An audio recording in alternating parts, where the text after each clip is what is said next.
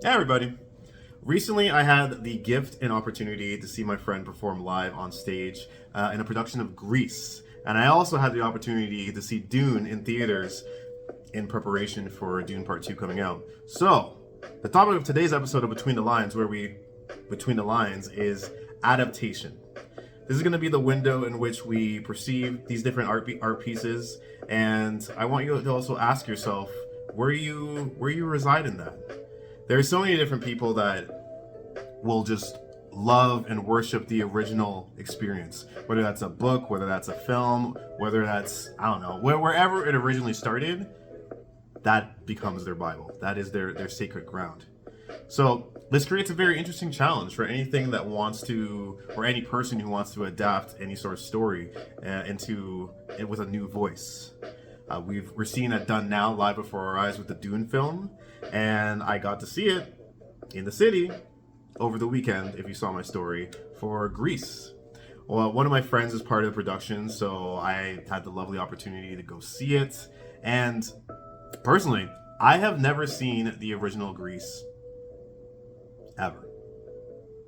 And it's not like I don't like musicals, it's just something that was in my peripheral vision growing up. And what I mean by that is that I'm very much aware of the story beats and the bones. Is that the shape of bones? That's a square. Either way, the bones of the narrative. I have an idea of what it is. But that still made it a very unique experience for me to then see the stage production and experience it for the first time from start to finish. I had a lovely time. It was what I found most captivating about the experience of seeing my friend perform live alongside the other actors is the fact that there wasn't a single person that outshined, whatever, the other. It felt very much like this collaborative effort where all hands were on deck, egos were cast aside and left at the door, and instead I saw a production that felt like family coming together. She asked me to offer critiques, so I'll offer a couple critiques, I suppose, if I have to. Some things were dropped and left. Does that count as a critique? Another thing, I don't even want to offer critiques. Here's a critique for me. Start offering more critiques, all right? All right. We're going to transition into Dune. Dune. So I saw Dune in theaters, and you think this would be maybe my 16th time watching it. It really wasn't. This was the third time I've actually seen it. And wow. I had such a great time, naturally.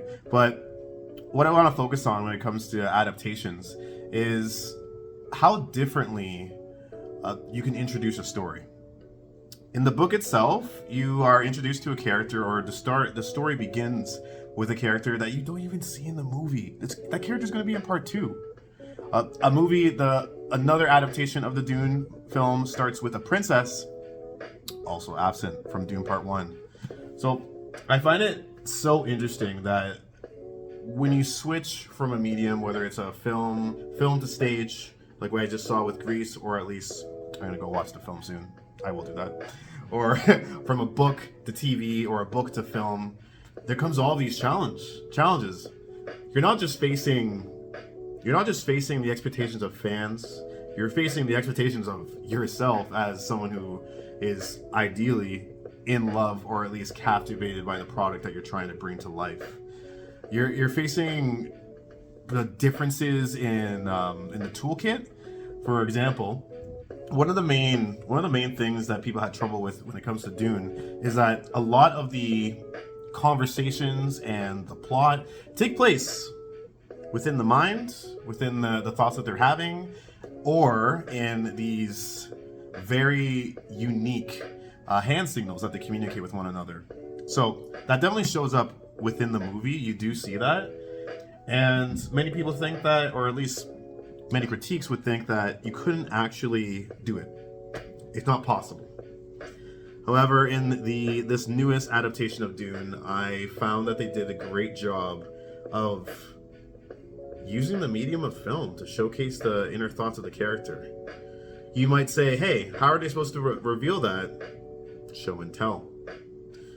You have an idea of the world already. When you see a character in a moment of tension, the camera moves over to a specific item that they need. It shows that. That is a great way to bypass that issue of, oh, you can't see their thoughts. You can. You can. You just have to use a completely different tool set. Anyways, I'm just going to leave it at that as far as Between the Lines go. If you have any suggestions of anything I should talk about next, or your own opinions on adaptations and where they fail, where they succeed, feel free.